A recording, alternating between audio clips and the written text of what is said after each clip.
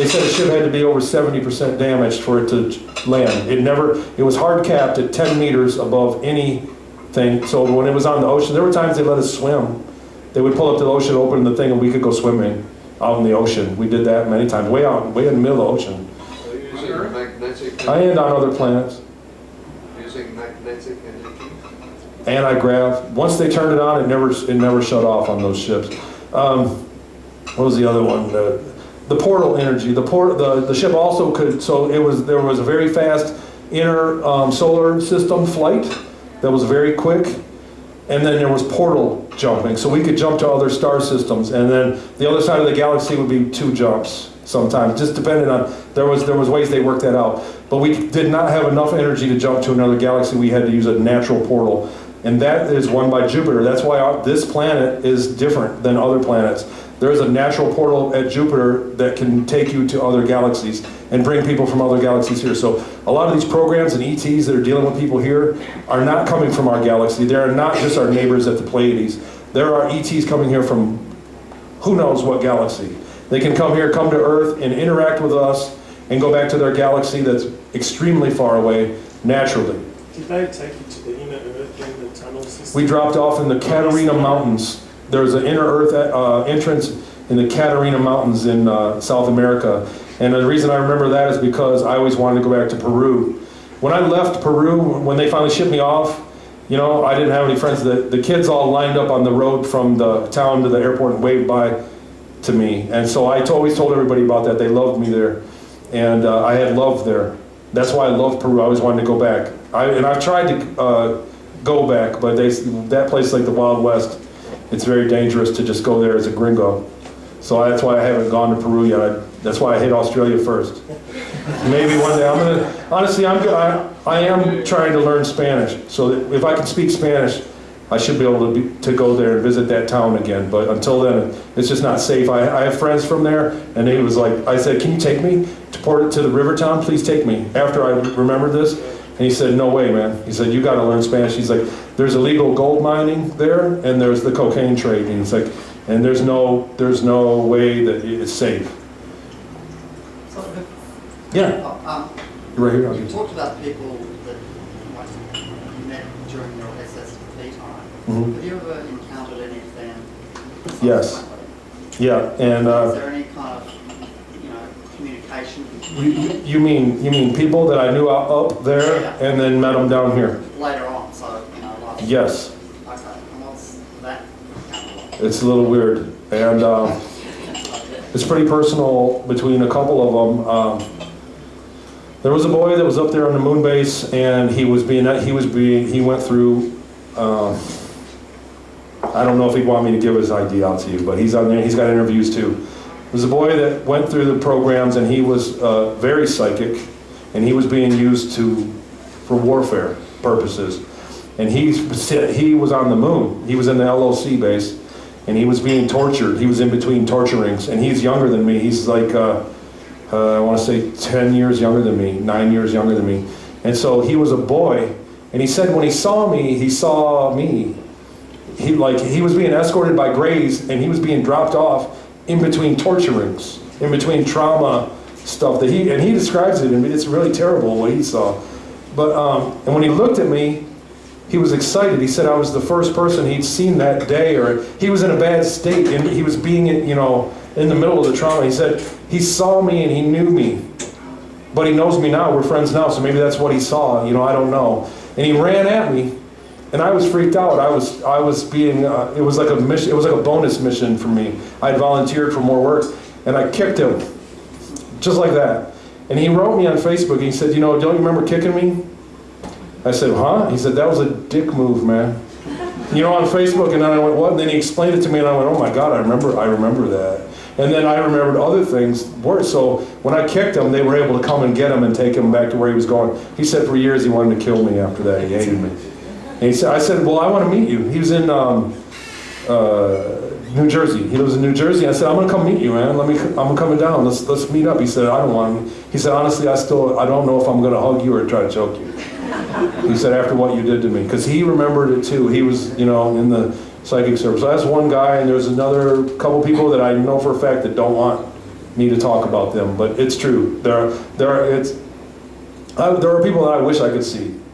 There's like an ex-girlfriend, I'd like to see her. So Just is to that see. program only coming out of the United States, or is it worldwide, this program? It's been worldwide, it's been a long time. It's an ET thing. It's a very resourceful program. I mean, like I said, just put yourself in charge of that. If you could do that, I mean, So it's not only Americans that are being Yeah, considered, yeah. not everyone, yep. from every country, as far as. Well, I don't know. Well, I know that there's a United Nations that's doing it, and I know that there's, there are plenty of people that are going through a 20 and back that are doing administrative work up there. They're going up there and they're running stuff. They're working professionally. Yeah, yeah. You know, they're up there in the, just like somebody would be in the Navy or the Coast Guard. They're doing real jobs, and they're coming back, and there are guys, think about this. There are guys that are being taken, and they sign a contract, and 20 grand goes in a Wall Street account here, and they live there 20 years, and they come back, and they say at the end of your 20, we'll pay you, and it gains interest. So they pay 20 grand, and at the end here, they get 200 grand. And so the government paid 20 grand for that.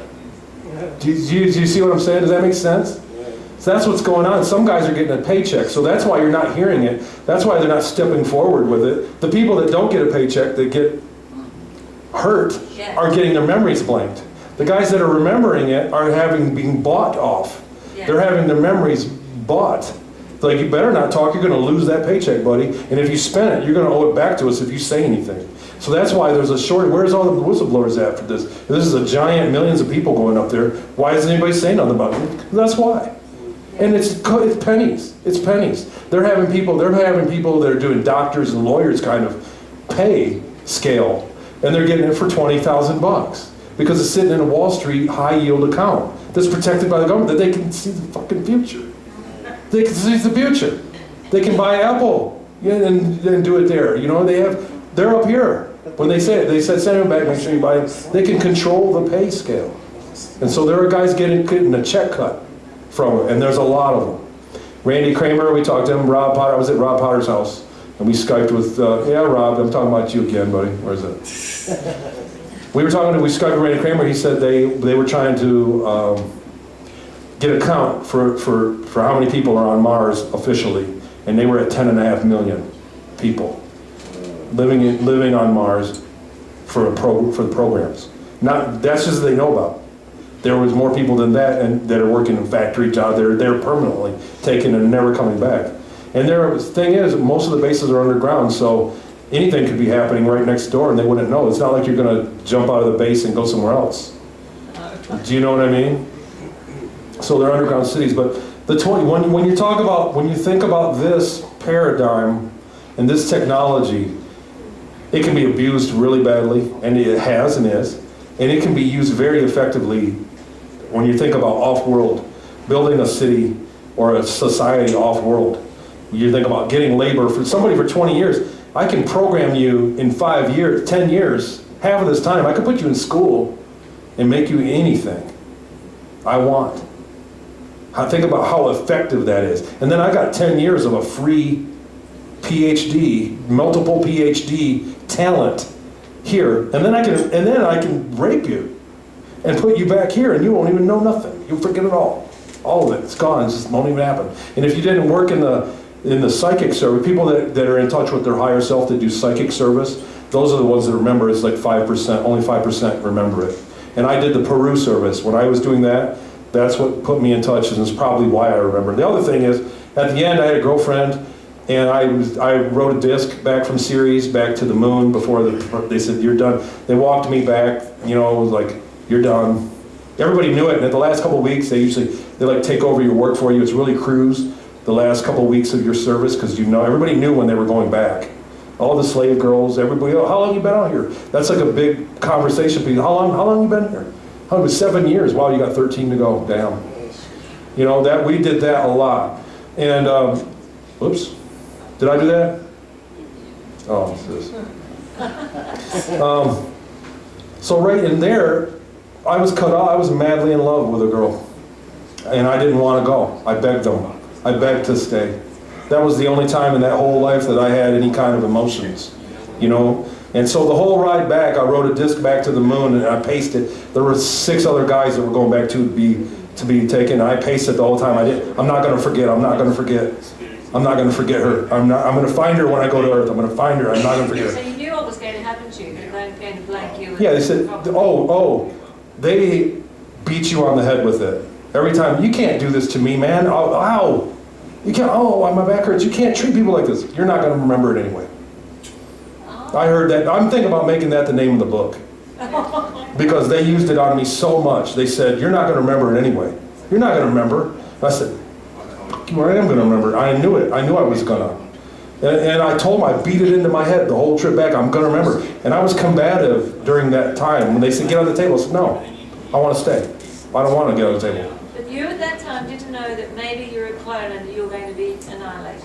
Yeah, I didn't know. They don't. It's not like they tell you what's No, going they tell on. you that, No, you're going back and you're not going to remember anything. So shut up and get in line. But now your theory is that's what happened to you. Well, I'm putting it back together. I am weird that I remember as much as I do. Most people remember it, but not all the weird details like I do. This is like my superpower, I guess. I'm lucky that I have that kind of memory. You know But I'm thinking it's because I was motivated. At the end, I didn't want to forget, and I beat it into my head. I don't want to forget. I don't want to forget. And that whole time, it was like a month.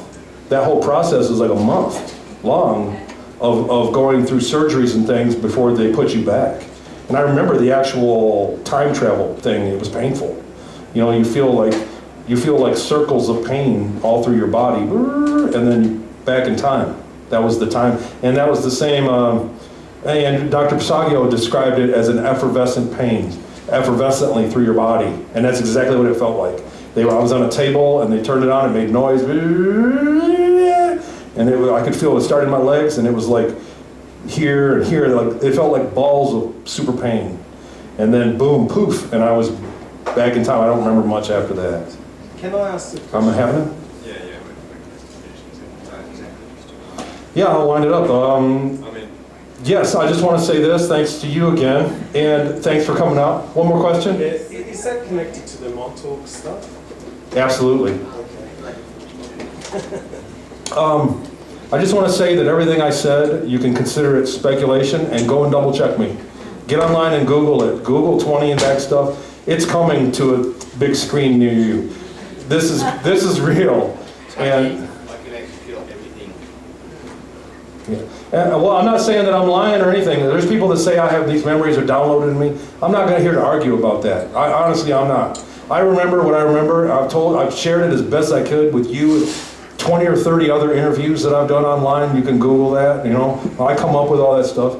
But everything, I go and check out exopolitics.org. Check out Rob's website, Promise Revealed. Check out the Sphere Being Alliance. Check out Randy Kramer's EarthCitizenConsulting.org.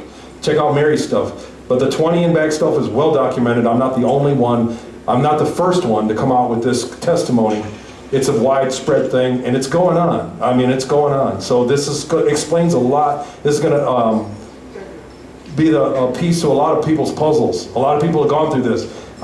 In this room, I don't think it's happened a whole lot, really. I think a lot of people are still active with other visiting programs, other people, other ETs. Don't have anything to do with the low-vibed humans that are working. But check it out, man. Just go and research it if you're interested. Don't take my word for it, okay? I wanted counseling. I just one minute. I wanted counseling. When I remembered all this stuff, it screwed me up. I pulled over on the side of the highway one day and started crying, man. You know, I was like, how do I deal with this? My wife didn't even believe in aliens. She's a Christian. If there was aliens, they'd be in the Bible, Tony. You know, that's what she told me. And so I couldn't go to her. I couldn't even go to her to talk about it. So I was freaking out. So I got online and talked to people. I've got hooked up with Dr. Sala, and I just wanted counseling. And he talked to me. He said, well, you were in the Dark Fleet, which was Nachtwaffen, as the Germans called it. He said, you were in the Dark Fleet. Will you please, it's a hot subject right now. Will you do an interview for me? I didn't want an interview or any of the interviews. I got a life. I worked like a 60-hour week anyway in my life. And so I did, and I came forward with this. And they asked me to come out here, and I'm more than happy to do it, you know. But there are other people that are more professional at telling you this stuff than me, and there's going to be more to come. In the next 4 or 5 years, there's going to be a whole lot more about this that's going to come out. And don't let them lie to you. Don't let them kid you and tell you it was ran by some rosy thing. Oh, we were 20 and back people, and these people just were at the Club Med. Okay, because it was ran by pedophiles, satanic, child sacrificing SOBs. And don't let them tell you any different, and that's why I'm here. There's another long story. I got visited by a spear-banged guy, left mushroom circle in my house. He asked me why I was going to come forward. And I said, because it was wrong what they did to me, and it's wrong what they did to her, and I'm telling people about it. And he said, you can take it as far as you want. And he was in like a 6th or 7th density being, and gave me, and that's why I haven't been bumped off. So I'm done.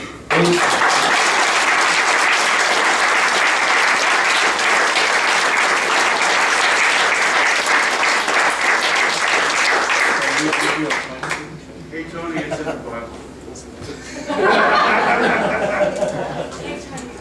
Thank you, Tony. That was incredible. And I'm sure I'm not the only one that's with those concepts that really does stretch the mind.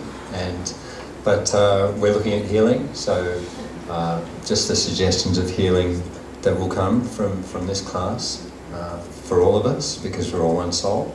So that would be very nice. So we'll take a break now, and we had a little bit of a difficulty with the air conditioners for a little while, but they were dropping out, so that's why we had Colin come up and help us out with that. So, but it seems to be a little bit better now that we've opened the door. Feel free to make yourself enjoy the afternoon tea, and we'll be back in half an hour exactly, or pretty much. So we'll be back at 5:10. Thank you.